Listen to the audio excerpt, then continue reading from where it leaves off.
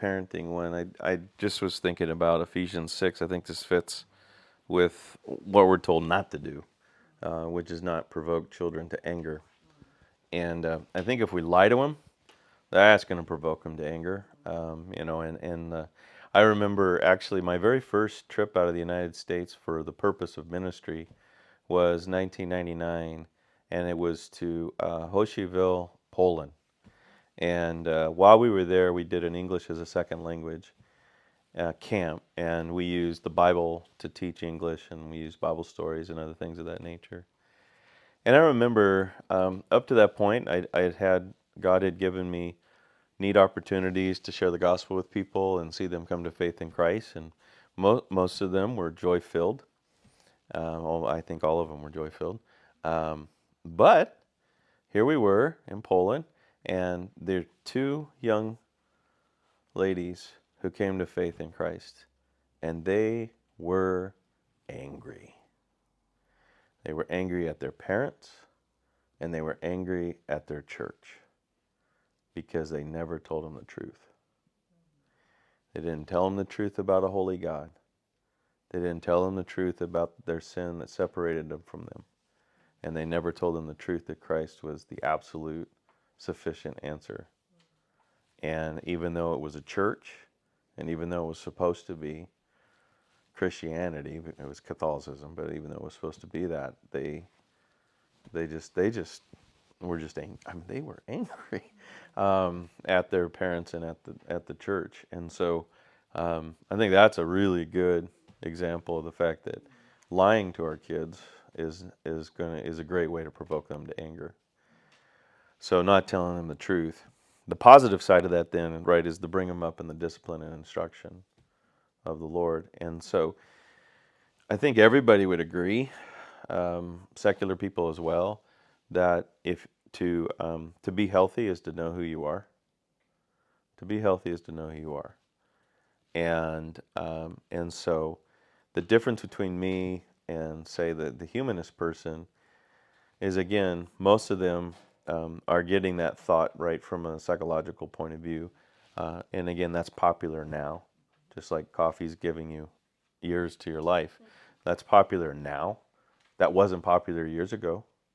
And who knows what it's going to be 10, 20 years ago. See, that stuff's always changing. But, so the fundamental difference is going to be they depend on that to determine who a person is.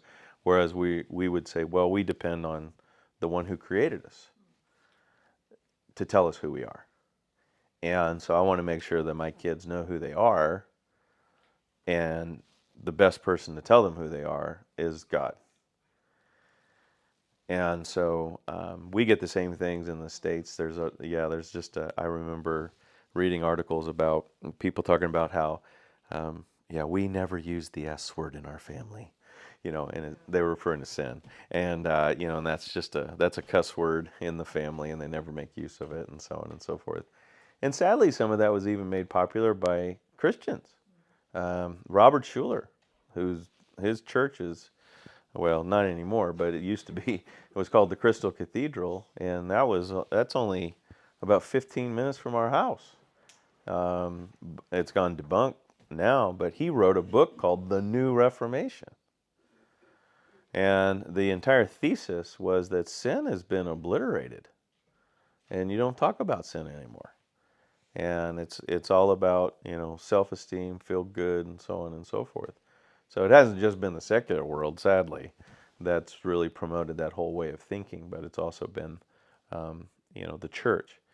The other side of that is learning how to talk about sin in the right way, in the sense that, we want to teach our kids that they're sinners in need of grace, and that grace is made available. And then we do want to teach them the simplicity, and so part of that, sin doesn't, I don't need to punish my kid for their sin like for months on end, right?